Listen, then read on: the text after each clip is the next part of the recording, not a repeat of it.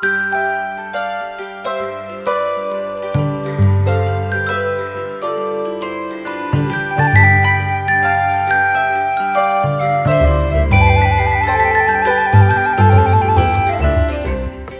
pagi sahabat GPIB.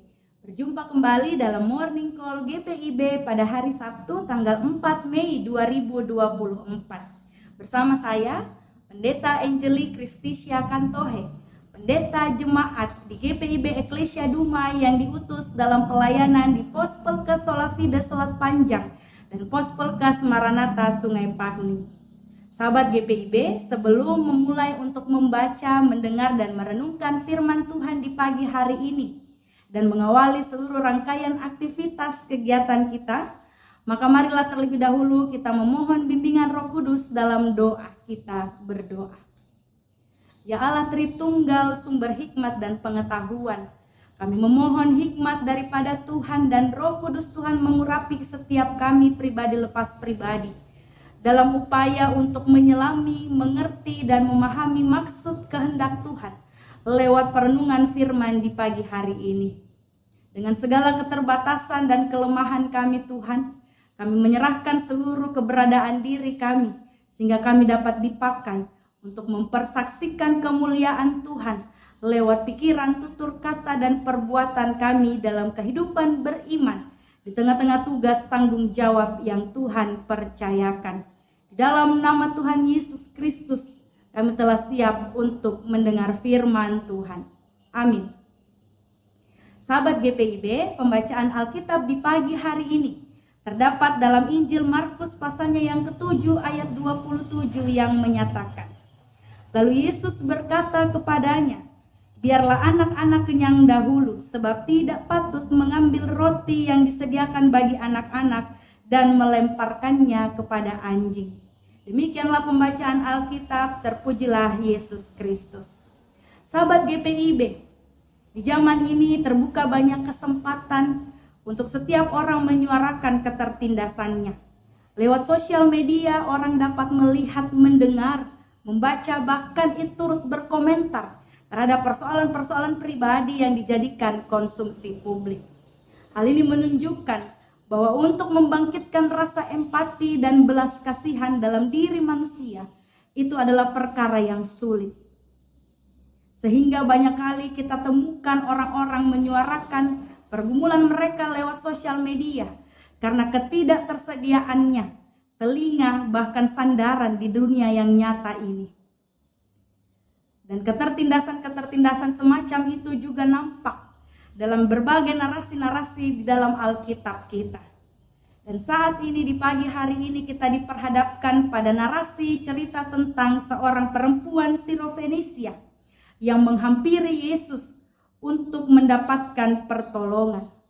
Perempuan Sirofenisia adalah perempuan yang dianggap kafir dan najis karena secara adat istiadat Yahudi peran perempuan menduduki posisi yang tidak diperhitungkan. Mereka diabaikan, bahkan mereka tidak dianggap dalam struktur masyarakat. Terlebih lagi ketika mereka adalah perempuan yang berkebangsaan Sirofenisia, di mana orang-orang Sirofenisia dianggap sebagai orang-orang yang kafir dan najis. Sehingga perempuan Sirofenisia ini mendapatkan dua beban ganda di dalam dirinya. Dia dipandang hina dan najis karena dia berkebangsaan Sirofenisia. Dan dia juga mendapatkan posisi yang tidak diperhitungkan karena dia adalah seorang perempuan.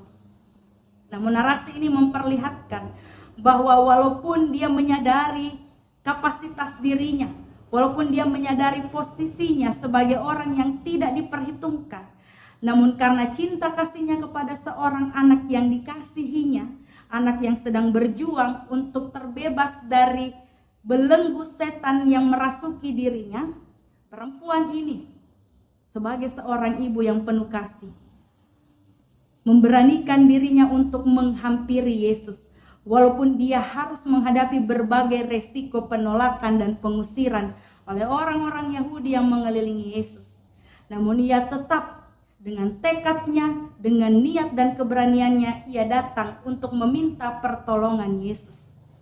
Dia datang dengan kerendahan hati, tersungkur di bawah kaki Yesus yang menunjukkan bahwa dia benar-benar mengharapkan belas kasihan Yesus. Mungkin dia sudah berjuang untuk mencari jalan keluar dan pengobatan yang lain. Namun posisi dirinya saat itu membuat dia kesulitan untuk dapat pertolongan. Oleh karena itu, mungkin Yesuslah jalan terakhir, pengharapan terakhir yang diupayakan dan diperjuangkan oleh perempuan ini. Dia datang dengan penuh keberanian untuk meminta belas kasihan Yesus menolong anak yang dikasihinya. Namun yang mengejutkan adalah bagaimana Yesus menyikapi permohonan dari sang perempuan Sirofenisia ini. Situasi yang mengejutkan nampak dalam pernyataan Yesus, di mana Yesus mengatakan bahwa biarlah anak-anak kenyang dahulu, sebab tidak patut mengambil roti yang disediakan bagi anak-anak dan melemparkannya kepada anjing. Hal ini menunjukkan bahwa seolah-olah Yesus sedang menunjukkan keberpihakannya terhadap batasan tajam yang dibangun oleh orang Yahudi. Seolah-olah Yesus menunjukkan keberpihakannya terhadap adat istiadat Yahudi yang mengecilkan kaum-kaum lemah dan hina. Bahkan seolah-olah Yesus menunjukkan keberpihakannya terhadap pandangan orang Yahudi yang melihat perempuan Sirofenisia ini sebagai kaum yang najis dan kafir. Namun tentu jika kita mendalami pembacaan Alkitab ini, kita akan menemukan bahwa pernyataan Yesus ini pada dasarnya menjadi upaya kritik terhadap sudut pandang orang-orang Yahudi. Kata anak-anak merujuk kepada keistimewaan orang Yahudi yang berkebangsaan Israel, di mana mereka dianggap sebagai umat pilihan Allah. Sedangkan kata anjing merujuk kepada posisi perempuan Sirofenisia yang dianggap kafir dan najis. Namun dalam pernyataan ini Yesus sedang tidak membeda-bedakan mereka.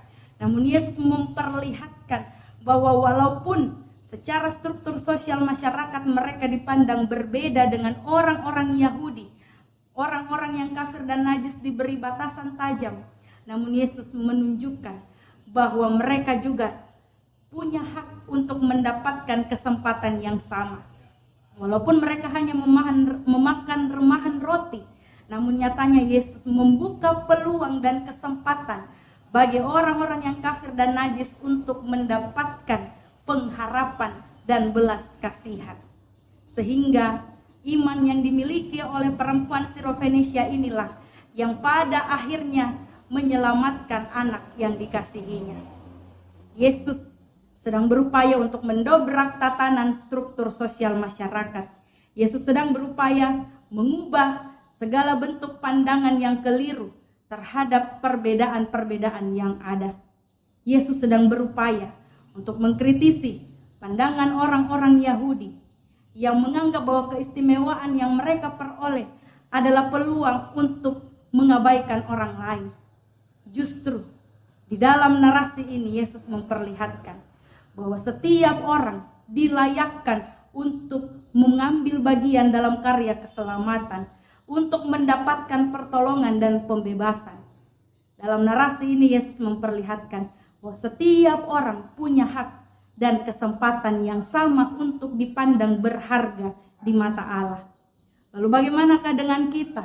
Apakah kita sudah menjadi pengikut Kristus yang taat dan setia serta penuh cinta kasih sebagaimana yang diteladani oleh Yesus Kristus? Apakah kita sudah menunjukkan kasih setia Yesus dalam kehidupan beriman kita? Oleh karena itu firman ini memperingatkan kita untuk menjadi pengikut Kristus yang senantiasa menghidupi keteladanan yang telah dilakukan oleh Yesus dan dipersaksikan oleh narasi-narasi Alkitab. Kita diingatkan untuk menjadi pribadi-pribadi yang penuh cinta kasih, menjadi telinga yang siap mendengarkan berbagai pergumulan orang lain, menjadi sandaran yang tepat untuk orang lain menceritakan berbagai keluh kesah mereka, dan menjadi rumah yang nyaman bagi orang-orang untuk pulang dan bercerita, sehingga keberadaan kita sebagai orang Kristen dapat menjadi perantara dan perpanjangan tangan Tuhan di tengah-tengah dunia ini untuk menyatakan kasih setia Tuhan. Maka marilah kita berproses, kita berjuang di tengah-tengah dunia ini untuk memuliakan nama Tuhan lewat pikiran, perkataan, dan perbuatan kita. Selamat menjadi saksi Kristus yang taat, setia, dan penuh cinta kasih. Kita telah diutus, kita telah dipanggil, dan kita telah ditempatkan dengan tugas tanggung jawab masing-masing untuk menyatakan teladan iman yang sudah dilakukan oleh Yesus, untuk menyatakan cinta kasih yang sudah kita terima dari Yesus, untuk dibagikan kepada orang-orang di sekitar kita. Terpujilah Tuhan Yesus Kristus. Tuhan Yesus memberkati seluruh kerja dan layan kita dimanapun kita berada. Amin.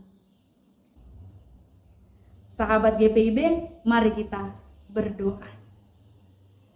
Kami bersyukur untuk sapaan firman Tuhan di pagi hari ini, sehingga kami diingatkan untuk menjadi saksi Kristus yang setia dalam seluruh tugas tanggung jawab dimanapun kami ditempatkan.